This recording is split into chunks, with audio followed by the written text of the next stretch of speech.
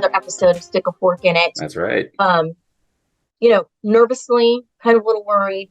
We're heading into hurricane season again, Mm-hmm. and we just, want all of our listeners and viewers to know we got this. Yeah, that's right. We got this. We keep pivoting to be better about it, and we take care of people. And the person that we're talking today is Robin Safley from Feeding Florida. Yeah. She is the maestro of our state, making sure that we have all that we need during those gray skies or threatening events or disasters, and also in blue skies when inflation is really at causing folks that never imagined themselves seeking out help are having to, because food is the most important, right? Yeah. I mean, she's self-described as an air traffic controller, moving the resources where they need to go. And it's pretty phenomenal. I think something people aren't aware of is how this network of, food banks and food resources, food relief really connects hardcore during times of, disaster relief. And it's pretty incredible to see it all work like a ballet across the whole country and the whole state and all of that. Right. And the knowledge is knowing that we've got this, we've got you.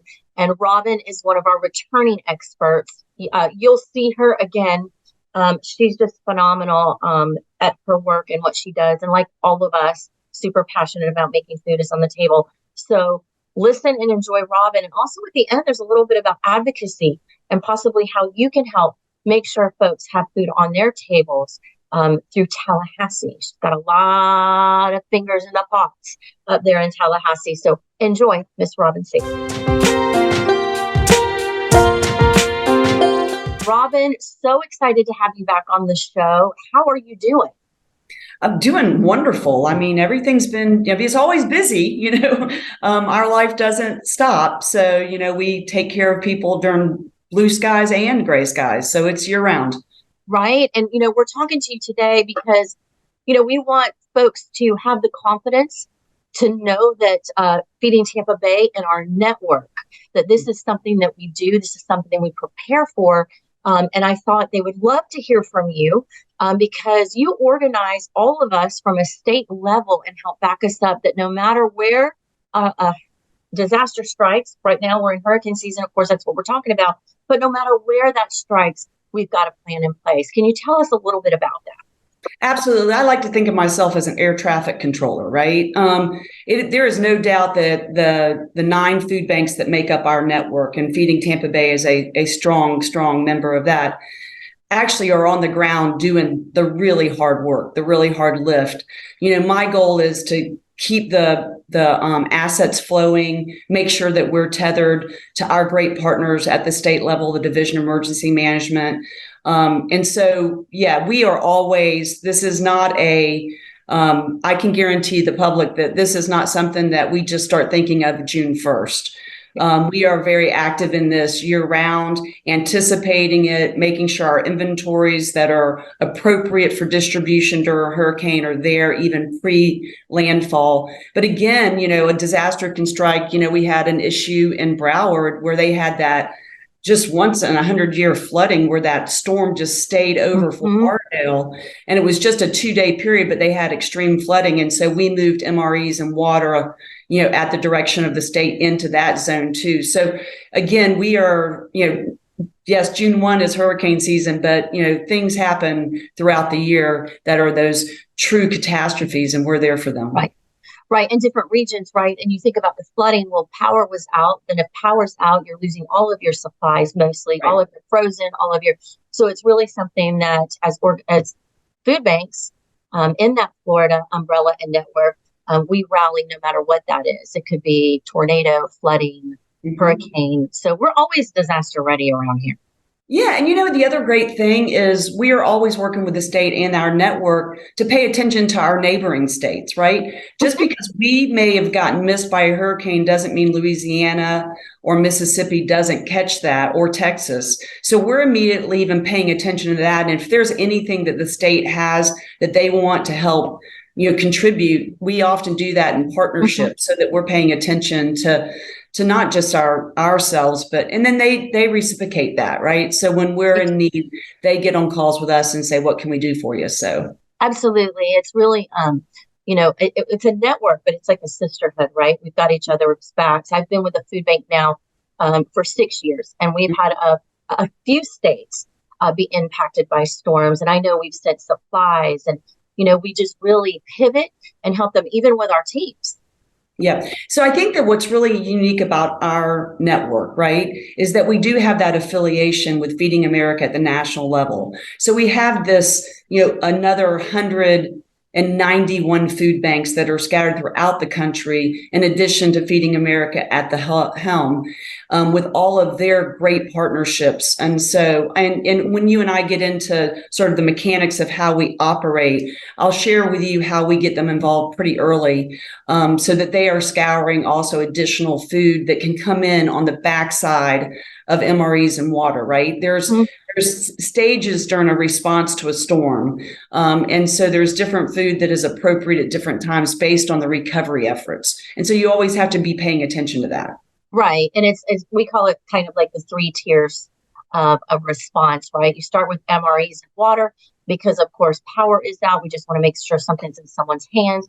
Then there's that shelf stable food because in case they still don't have power, but they have quality, nutritious food that's easy to eat. And then, of course, that third is really restocking that pantry, making sure that healthy, fresh food, in addition to shelf stable, is made available, right? That's kind of what we do throughout. It's perfect timing. So for you to go ahead and go into that, it's like, we know a storm is coming. We've got the warning. Explain the process once that has been put into play. Awesome. Well, first of all, we have an MOU with the state, the Division of Emergency Management, and Kevin Guthrie and his team are just, so professional and so great. We just love them as a partner.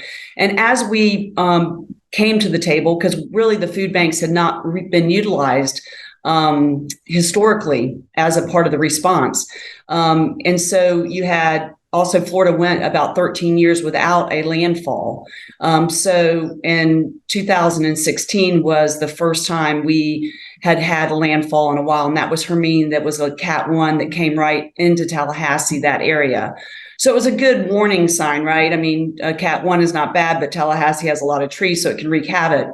Right. So we started really, as the division said, well, what can we do? And ESF 6 is who we work with, which is Emergency Service Function 6. It's the way they're organized, and that's mass feeding. So we're on calls with the Red Cross, Salvation Army, Florida Baptist, et cetera.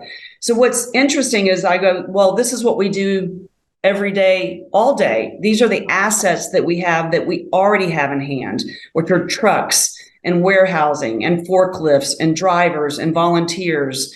Just this. And so we just started responding with that. And then over time, I said, if y'all want, why don't you let us hold some of your MREs and water? We'll do it at no charge, because I think that's the right thing to do, right? This is a partnership. They're going to let me have an asset and I'm going to hold it for no charge. And that way we can be very flexible, amenable, and kind of stage things before the storm hits, before they start deploying the big assets, the generators, and it's a big deal.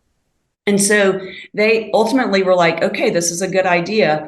And so we do that now. It also helps them with inventory management, right? So a state is pre-buying MREs and water to have it staged and available, but it ages out. So we are constantly letting them know when food is about to age out. And so we have an agreement with them that if it is going to age out within the next month or two, that we can slowly start releasing it to maybe homeless shelters and other appropriate things. That way it's a win-win and no asset ever goes bad. Right. And then we get replenished, et cetera. So it's just a win-win on a lot of fronts.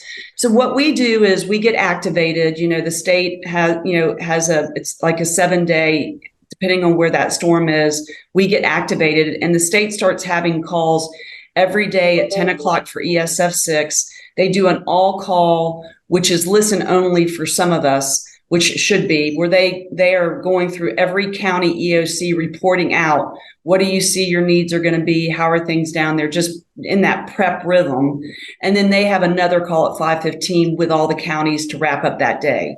So what we do immediately is we start having a call at 9 o'clock with our 9 food bank members. I also invite Feeding America to be a part of that call, because it's communication in a crisis is the most important thing. And so instead of playing like a phone tree where I have to go interpret a meeting, I just bring everybody at the same table. And then at some point, we even have FEMA as part of our call at 9:00. So what we're doing is I'm going around the room, the virtual room, and I want them telling me, have you checked with your agencies? Are the agencies, your bigger agencies, your pantries, are they stocked with food? What are you seeing your inventory looks like? How is your MREs, which we keep on a quarterly basis anyway? We kind of know the status of that at the state level.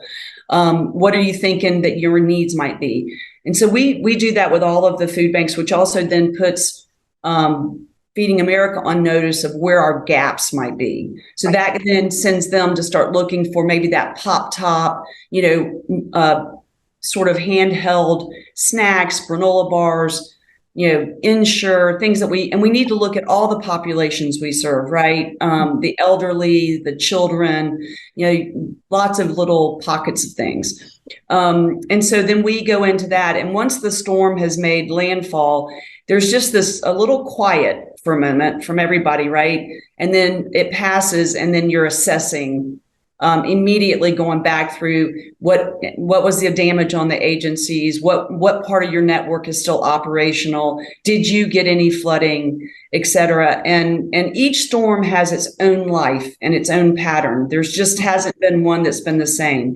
Hermine, which hit in 2017, kind of came up the entire state. And so once those winds start hitting, you can't deliver anything into it because a semi can't handle those winds empty. So you're just really it's like creating a puzzle, and you just have to stay flexible, which is why I think our network is so important. If it's hitting, like we'll take Ian, which is the most recent, right? Well, if everybody knows, the first cone was in the Panhandle, and then slowly, just over the next 4 days, it moved south.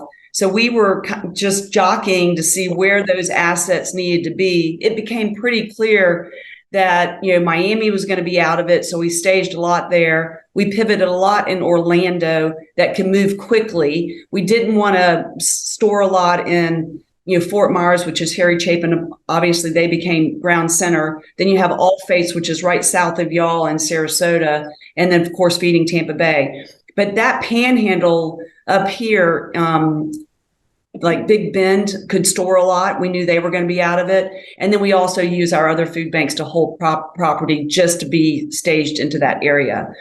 So once it hits and we understand sort of the depth of it, immediately we start identifying what the food bank that is at ground zero or the fringe ones need. And then the food banks that are not at ground zero and are sort of operational as normal become that support crew, whether it's sending over personnel, sending over trucks and drivers. And so we just go into that type of assessment. And it is just phenomenal to see how we've grown over time too, about that just natural ability to lean in. Mm-hmm. And it's only gotten more perfected as far as what our network can do for each other too. That is something that had not happened historically, and not that they didn't, we weren't active in this. But we really came to the conclusion that Feeding America definitely gets activated and starts sending people if it's a long storm. People can get tired, right? Your personnel, it's an exhausting, grueling sprint. Right. And so, but we realize it takes them a little bit, maybe 2 to 3 weeks to send somebody from Michigan to help with a warehousing management, right? Just because they have to wrap up their job, they have to prepare, and they also have to find housing, right? So that's always a challenge. There's all these perimeter challenges. So we figured that we need to be that first response within ourselves if we have that capability, meaning not in Irma, everybody was in it, right? Except the Panhandle. So they really helped in that situation. During Michael, it was only the Panhandle that was affected. So all the other food banks became engines to support Michael. One of the things that we have identified is that, and it's not a problem for us. It's challenging for FEMA, challenging for all of the state agencies that have to go on the ground, is finding those hotels, right? Because when a situation is damaged, it's damaged.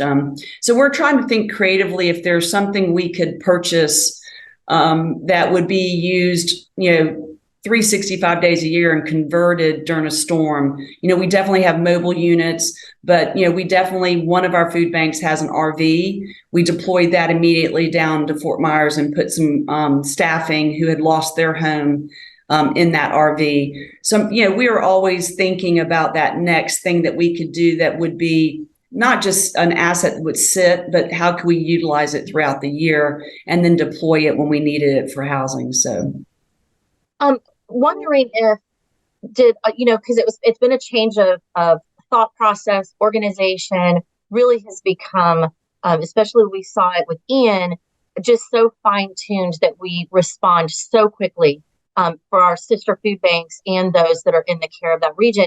Was Irma an actual catalyst for all this change because it was so widespread? For instance, Feeding Tampa Bay, I know now because of Irma and the changes that came about that, and how, like you mentioned, could work with our state partners to respond and be prepared. We are now on the EOC of a number of our counties and things like that. So we're like boots on the ground. But I think Irma for Feeding Tampa Bay, that was the catalyst for we definitely know what we're doing and we can do this better working together. Yeah. So remember, Florida went 13 years without a storm, right? 04, 05 was a busy year. And then we went sort of dormant. So 2016 was when we first got to the table and we had Hermine. And then, yes, Irma was absolutely put pressure on the system because 62 out of 67 counties or 60 out of 67 counties were deemed declared. So that on the other side of that, the board got together, which all 9 members sit on my board, and we hired a consultant, North Highlands, to come in and assess how we did, what we should be looking at, what could be done better, because we're very committed to refining the process, and that really did generate a lot of that. Some of the changes you see underneath, which is us sharing our resources if you haven't been damaged, but also identifying during blue skies, those agencies that can become super agencies, right? We as food banks, a lot of people don't realize this, but we work with probably each of you, everybody has about 2,500 nonprofit agencies on the ground. Now they range from a church pantry to a larger pantry that has more, facilities or capabilities. So we immediately on this other side of Irma was, okay, let's identify our strike zones, like those agencies that we can invest in, harden them, maybe get a generator for them, put some refrigeration, more capabilities so that they can be our go-to, sort of spoken wheel model type, approach. And so that I think has paid off greatly. And I think the state really understood at that time. We had actually, the state usually doesn't start getting MREs out because until a storm has landed, right? It's been declared. So what we did was they said, Robin, we don't have trucks right now. And I said, well, why don't you, I have trucks. Can I go into there's a main warehouse right now in Orlando where they hold a lot of their things. They're in the process of diversifying their assets as well. But we went in and just went ahead and pulled 7 tractor trailers of MREs out, which actually ended up kind of saving the day because no one realized Irma was going to take over the entire peninsula. So we already had some stuff pre-staged and it was prepared. So I think, again, we're learning and refining, but I don't think you should ever stay stagnant, right? Right. I think we always, yes. Yeah. Which is why I love being a part of this. It's always reflecting. You're always looking at the data. How can we pivot and be better? There's no perfection. There's just continuing to be better. And that's the exciting thing for me about being part of the network. Yeah. And an exciting thing that we did this year with the state, and again, I think this goes to the quality of our network and the relationship and the trust that the Division of Emergency Management has in us. So oftentimes at some point in a storm, the state will purchase what we call food boxes. And that is, they can come in 15 pounds or 30 pounds. We have found that the 15-pound boxes are better because a lot of times people have to carry them. and you want to make sure that it's not too much of a struggle. But this box will contain ready to eat food that does not require electricity. I think, Shannon, you referred to it a little bit ago. It's that step above an MRE in water. Now, you have to remember, again, we have lots of partners in this. And so you have Operation Barbecue, you have the Red Cross, you have Salvation Army, you have World Kitchen that usually comes in and is offering hot meals. So we support them if the Red Cross is doing a shelter and they need some food, we'll take shelf stable food over to them. But we, for the most part, let them handle the hot food. But I think everybody's figured out that, especially on the other side, people want to be at their house. They want to clean up the mess. They want to be there. So these boxes allow them not to have to find food on a daily basis. Right. There is no doubt that hot food plays a huge role immediately after MREs and water are probably still flowing. But there's a moral issue. It's a warm meal. It can anchor you. So it plays a vital role. However, we are realizing that a lot of times people need that sort of a box where they can eat for 2 or 3 days instead of having to hunt for food, on a daily basis, on a regular basis. So what we did was I actually approached the state and I said, look, through our charitable network, we have the capability of purchasing this food and making these boxes and building them. Up in Tennessee, one of the food banks has an entire initiative called Project Preserve. And I said, I would love the opportunity. We can amend our MOU for us to be allowed to purchase those at your request, right? I'd have to give you a proposal, et cetera. But I think as a not-for-profit, I could be competitive. And so on the other side of Ian, they pulled the trigger and had us purchase 60 tractor trailers of food boxes. So there are, like about 3,000 food boxes on every trailer. So anyway, that was just it went incredibly smooth. And so that, we continue to refine that relationship that we have with the division, always just wanting to be that partner to help reduce the cost of the response to, make sure that we're using taxpayers' dollars as efficient as possible. So we were happy that they saw that we could provide that service at a good quality offering as well as a fair price. So. Yeah, and those food boxes, over the years, I've seen a lot more care has been gone into the variety food, the healthy food. If you can think of peanut butter, crackers, canned tuna, canned chicken, vegetables that you don't need to heat. It's really a nice variety that can keep people going. And then, reflecting on that hot meal when, Ian is the most recent experience that we have when World Kitchen came in, the relief, that moment of peace that you can sit down and enjoy a warm meal with people that you're communicating with, you're all going through it. And it kind of invigorates you to what's next, right? So, mentioning Ian, tell us a little bit, because, it was coming down on Tampa until just hours before and it started, and then we all had to pivot to help our neighbors. But, our sister food bank was hit really, really hard. Tell our listeners and viewers about, our response to that. Yeah. We were a big part of it.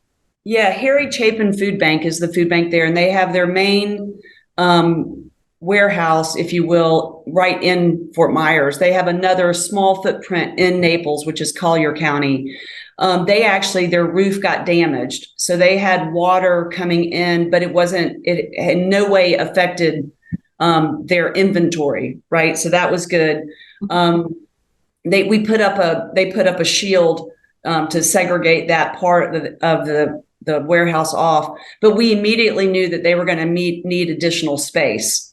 So this is what's just really fun. So, they're in it, and they're assessing their staffing. Again, you've got to think it's not just your agency network, but some of your people who work for you, they're damaged. Their homes are damaged.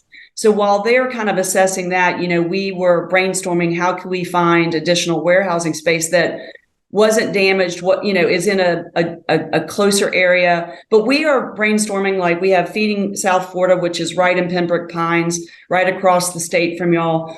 I mean, they started immediately bring in dedicated one driver or two drivers with two 53 footers, which is a semi truck.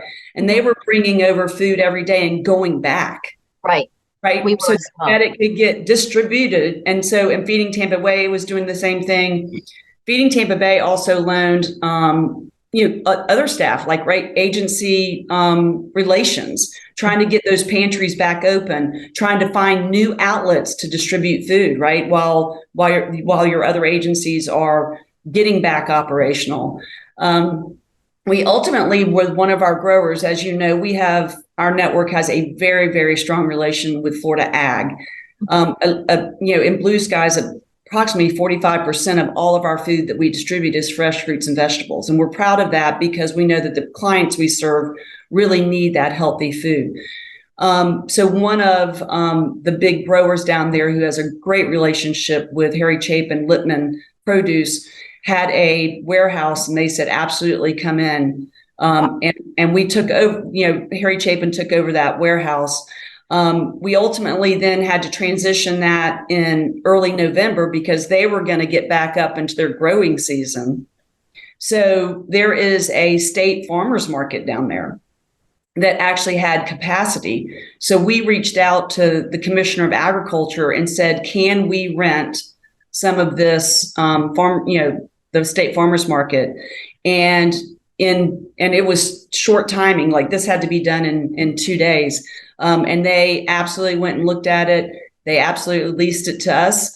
And we are now still operational down there because, as you can imagine, recovery is really an extended time frame.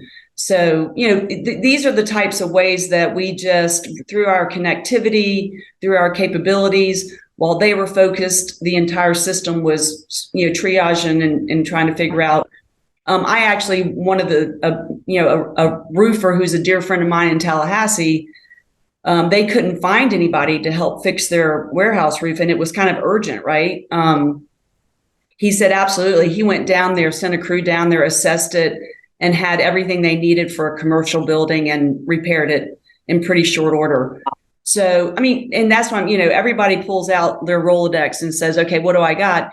Because Brown Center just pulls on those resources so much, you'd really have to get somebody from outside to come in because everybody needs a roof, right? In Fort Myers. Right. Yeah. And it's another thing pulling, outside coming in, we had Houston, you talk about that Fano. Gosh, it was exciting when those trucks pulled up to Feeding Tampa Bay and, our it's emotional, isn't it? Sisters and brothers come and we're all excited. Everybody's hugging because, it's, anyone who works in this part of the nonprofit industry, it's like a heart and soul. It's like when I've just seen it when disaster strikes, it's a nonstop. Nobody has really a day off. Folks are driving from Texas to help us out. We just want to make sure everyone is good and taken care of and can count on us and know that. Yeah. And what's also, we have really strong relationships with the Department of Health, the Florida Department of Children and Families. So what's really wonderful is and I think that really got even more synced up where they understood how we could partner with them during COVID, right? Mm-hmm. You'll recall, Feeding Tampa Bay ultimately they were doing all of their mass distributions, right? And so the Department of Health came alongside and offered vaccinations. Yes. So it's this, how do we help that client in more of a one-stop shop by bonding together? So one of an innovative thing that came out of the Department of Children and Family, they started putting up these family resource centers. Mm-hmm. And they would just stage them occasionally. It wasn't like every Monday, but we're going to be in Fort Myers for these 3 days. And they knew that those people were going to come and they're looking for other services, housing, all sorts of maybe small business loans, whatever that is.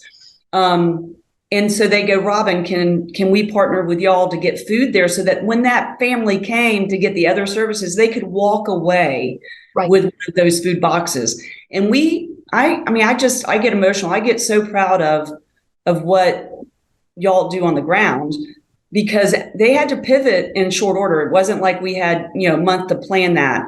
And immediately we got those food boxes to all of those pop-up family resource centers. I'll tell you an emotional story. There was a woman that got through to me somehow, maybe on the 1-800 number. And I answered it, and had her, and she said, I'm not in Fort Myers. She was more into Polk County, which a lot of people forget. There was damage inside the interior to the state, and we had a lot of flooding going on.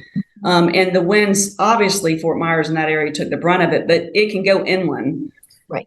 And she said, they had a window blowout. She was so humble. She kept saying, I know I'm not, as everybody else has had it harder hit, but her husband had issues on what he could eat. He had some health problems. She said, we haven't eaten in 3 days. Wow. And this was like at 3, maybe 4 o'clock, right? So I immediately, I get her number, and I get her address, and I get her name, and I call Feeding Tampa Bay, because Polk County, that Sebring area, is your area. And within 30 minutes, they had used their own dollars and ordered a hot meal from a restaurant, and they used Uber Eats or Hubgrub, whatever, and they had it sent to her. And then the pastor from one of our agencies down there, then within an hour, so we stopgapped it with some food, within an hour had gone to Walmart, had purchased all the types of foods they need, and had delivered it. She called me back. I get chills even thinking about it. It was just because I don't get to be that close in many instances, being this air traffic controller, but I couldn't have been more proud of our network and the heart that they have. And then the just a woman that knows that people care. Yeah.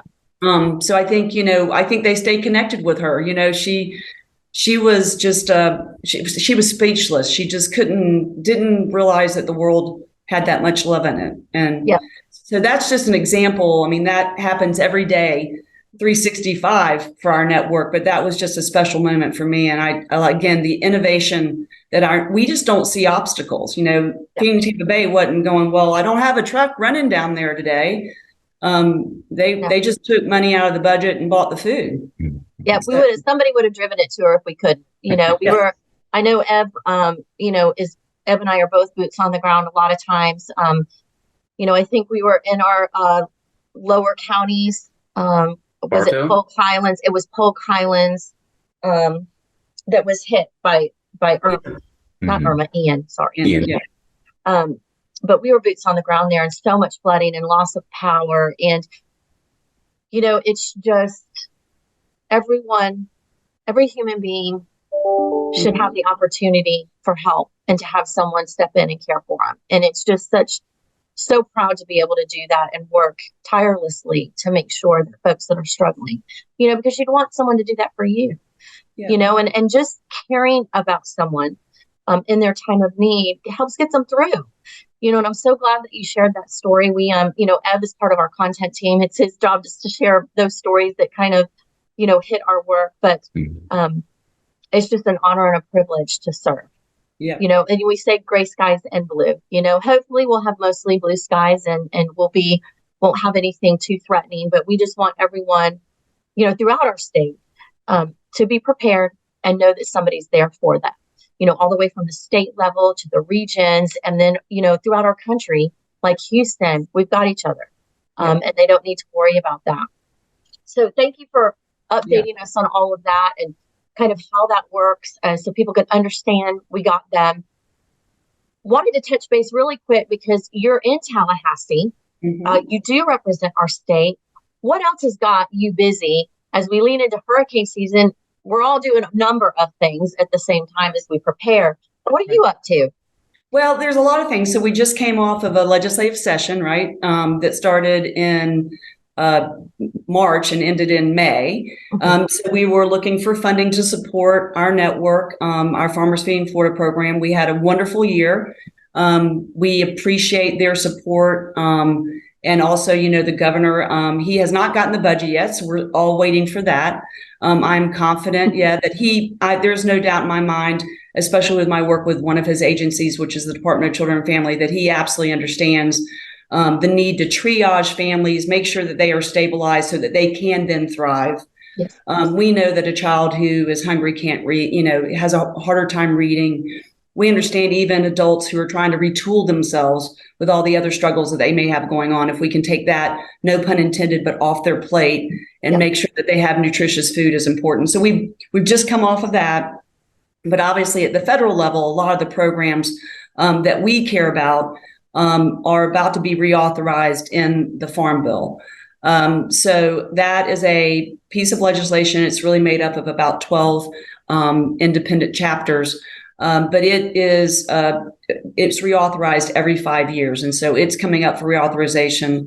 So we're working and meeting with congressional leaders to ensure that they understand the important factors that play out. So the Farm Bill, in addition to handling a lot of agricultural issues, it is the authorization for SNAP, which is welfare, and so we know that is vital to the clients that we serve, and that it is the largest mitigator of hunger in our country.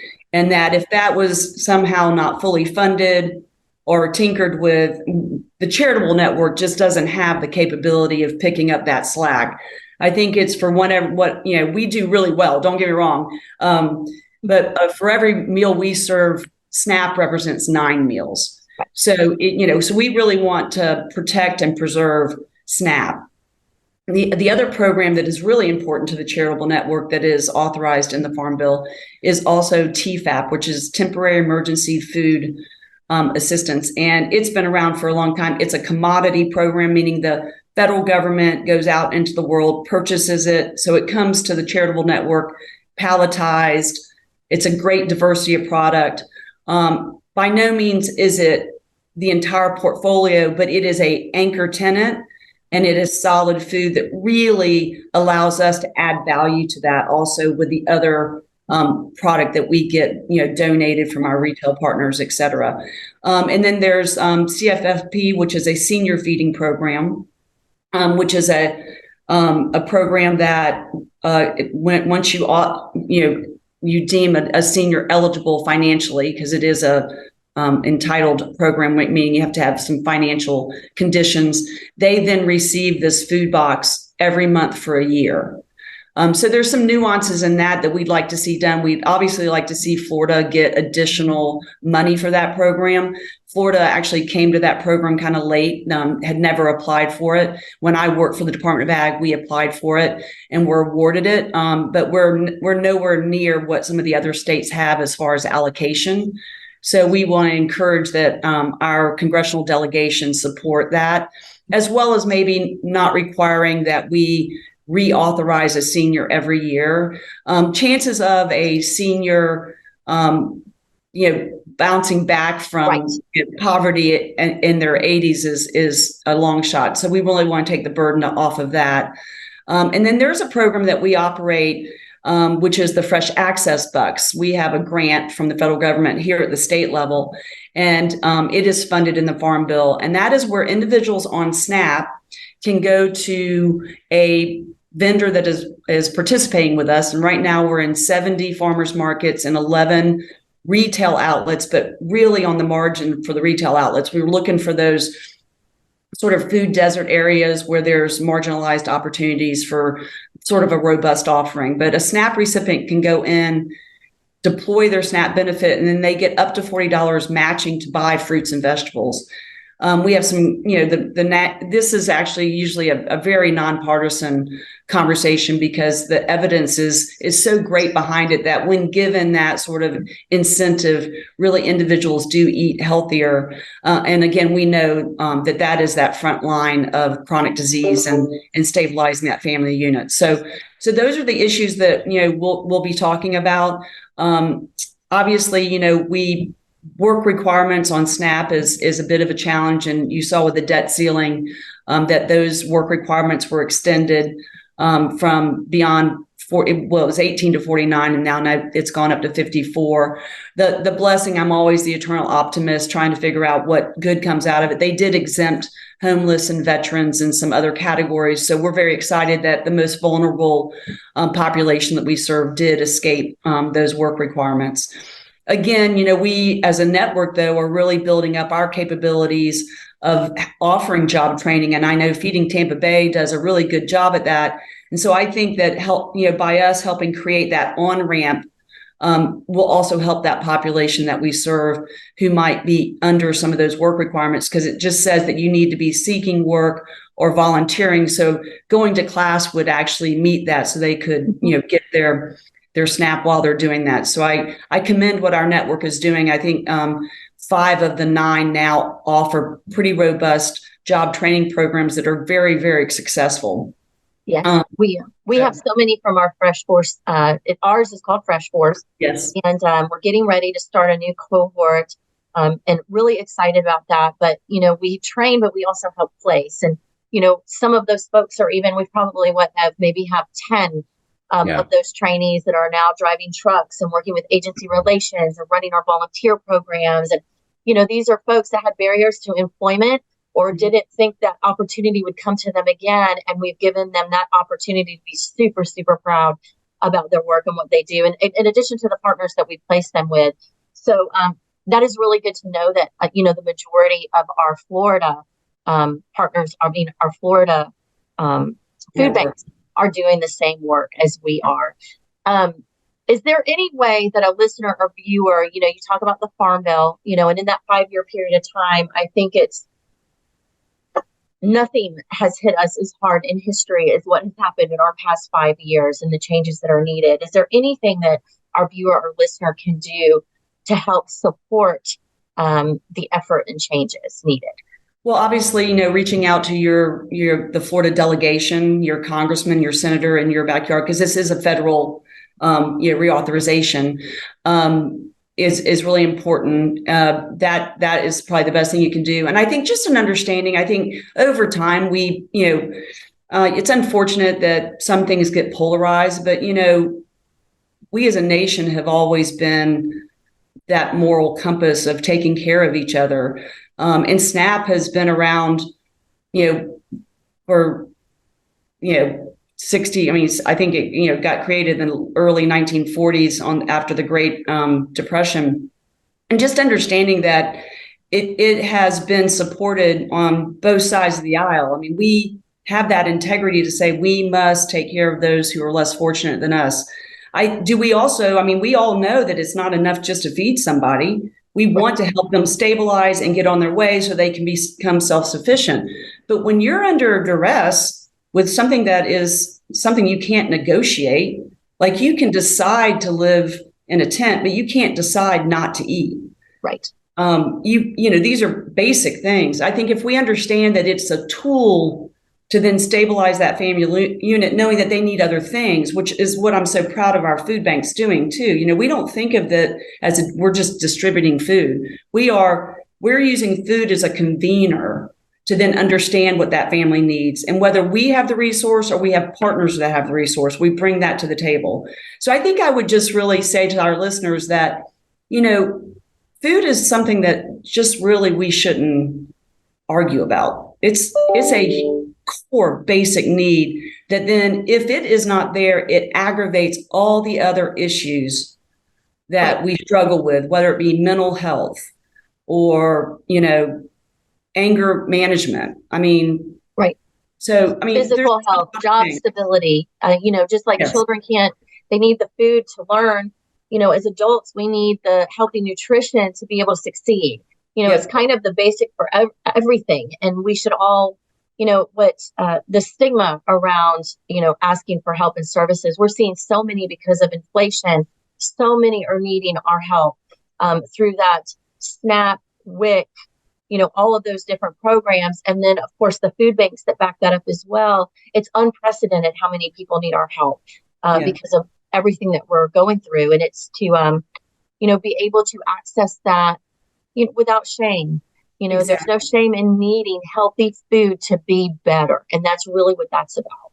Yep. And then, the other thing is why we didn't even tap on, obviously we've begun implementing, the network has department or SNAP education, nutrition education, which I think is just a wonderful rounding out of what we do for the neighbors that we serve. You're not only giving them that fresh food, but also giving them encouragement and that knowledge about how to cook it and those types of things is wonderful. Yeah, we have a really exciting department. So many amazing people that cover our counties to make sure no one is left behind. That whole, making sure that food and the education about it is in the pathway of folks' lives, that they can access it easier. And just make sure they're healthy and well. Robin, thank you so much for taking the time. We really appreciate it. It's your second time. I'm going to ask you to come back when something else comes up. We just adore you and all the hard work you do in Tallahassee and for all of us. Well, thank you. It's my pleasure and my privilege to do that. And it's always lovely being with you too. And thank you for what you do on the ground. I really do appreciate it. We're in it together. We got this. All right. Thank you. Thanks, guys. All right. Thank you, Robin. You can learn more about Feeding Tampa Bay and how to join the movement at feedingtampabay.org. You can also follow us on Facebook, Instagram, Twitter, LinkedIn, YouTube, and TikTok at Feeding Tampa Bay.